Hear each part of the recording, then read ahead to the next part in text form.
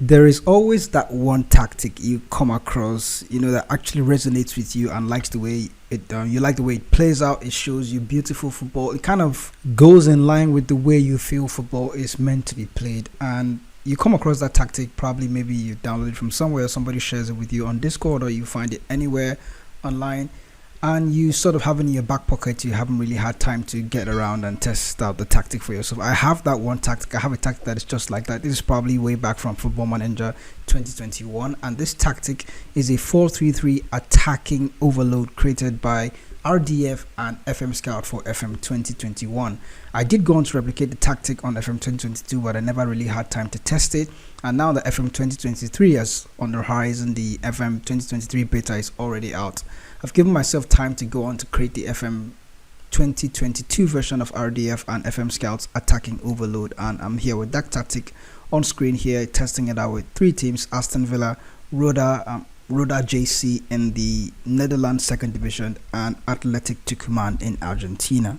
It's a really slick 4-4-2. It plays a lot of through balls. That's actually what I like most about this tactic. There's a lot of intricate passes that leaves you or creates one-on-one situations for your strikers a lot, and then you get to score a lot of goals with this one-on-one scenarios. So having a tactic like that is so adventurous and very dynamic as well, so it creates a lot of chances for you.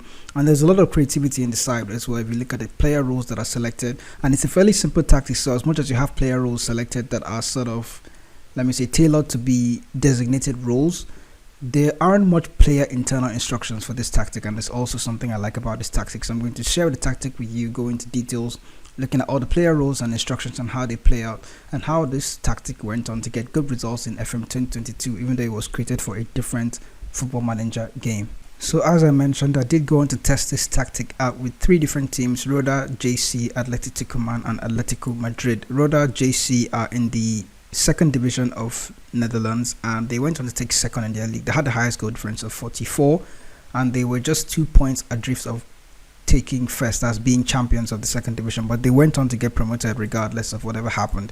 Looking at the team stats, then they were the highest scorers in the league with 86 goals. They had the highest amount of possession went to Jong PSV, and since this tactic is so dynamic, we're going to look at the team instructions really quickly, but they went on to have 52% average possession. Heracles, that went on to win the league, had the highest points per game, but then the second highest points per game was 2 points per game for Roda JC. As the calendar goes, Athletic Tucumán are already in a new season and they've played only one game, so we're going to have to go back to the previous season to see how well they went on to do with the tactic. So looking at the stage so far, looking at the previous season, and first of all, they went on to finish 5th in their division. I think they were predicted to finish 15th or thereabouts.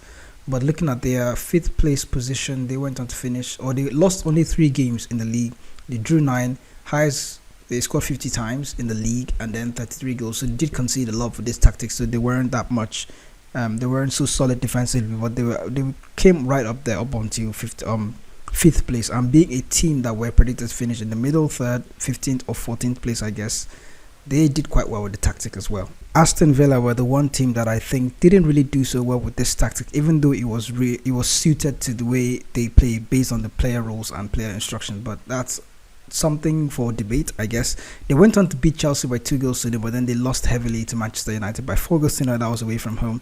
They did go on to have good victories against Fulham and Brighton, and that's pretty much the standard results for Aston Villa. Looking at the league, they went on to finish 8th, which is not so good. I think that's their predicted position by default. Yeah, Villa are predicted to finish in 8th place, so they went on to finish where they were predicted to finish. They did lose a lot of games, but they scored, they let in a lot of goals. So with Villa, there wasn't much success with the tactic. As I mentioned, the roles are pretty simple. So there's a super keeper on defend DT. He has been asked to not do anything, just super keeper on defend. 2 wing backs on support DT. They've only been asked to sit narrower. Central defender on defend duty this time. Central defender take more risks, so he's acting like a ball playing defender, even though he's just the normal central defender.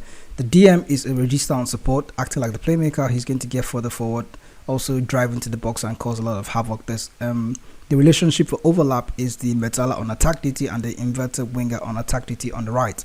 So the Metala has no instructions. Metala is on attack. There's a central defender or central midfielder on defend DT. He has been asked to close down more, tackle harder, and mark tighter, essentially acting like a ball-winning midfielder in the center of midfield without using the aggressive ball-winning midfielder role. There's two inside or one inside forward on the left hand side and an inverted winger on attack on the right hand side. No instructions for them. And then there's an advanced forward on attack duty. No instructions for him as well. For the team instructions, the mentality of this tactic is positive. The general mentality is positive, but as RDF did explain, you could go for an attacking mentality, but I think positive tends to work well in Football Manager 2022 as well. It's kind of patient, and with the extremely high tempo also, you're going to get a lot of dynamic movements using the positive mentality. The other team instructions in possession are to pass into space, look for the overlap on the right hand side, considering the relationship between the mezzala and the inverted winger on attack duty that is playing on the right. Shorter passing, extremely high tempo like we already noticed, and then run at defense, very important. Using the extremely high tempo also is going to cause your positive mentality to be a bit more dynamic, so there's going to be a lot more movement than usual in a regular positive mentality. In the transition phase, the team is asked to counter press and to counter, while the goalkeeper has been instructed to distribute the ball to the fullbacks while throwing it long. Since there's a high defensive line, as you can see in the out of possession instructions, defensive line is higher. There's an offside trap, so the goalkeeper has been asked to throw the ball long into the defensive line or the fullbacks that are all the way high up the pitch. Defensive width of this tactic is narrow, and then there's an offside trap as well.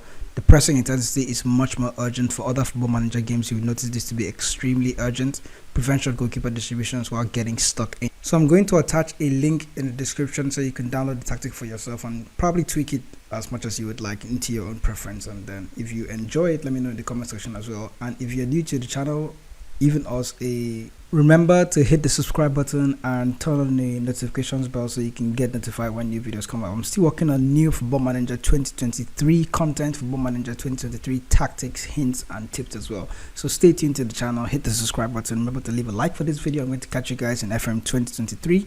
And I will continue to create FM 2022 content on request, and as I find new stuff, I'm going to let you guys know as much as possible. And for now, I'm spending a lot of time playing FM 2023, the beta version, to get a feel of the game and get into it and try to enjoy myself as much as possible, and then try to uncover new experiences and see what's different about FM 2023 and how it differs from FM 2022.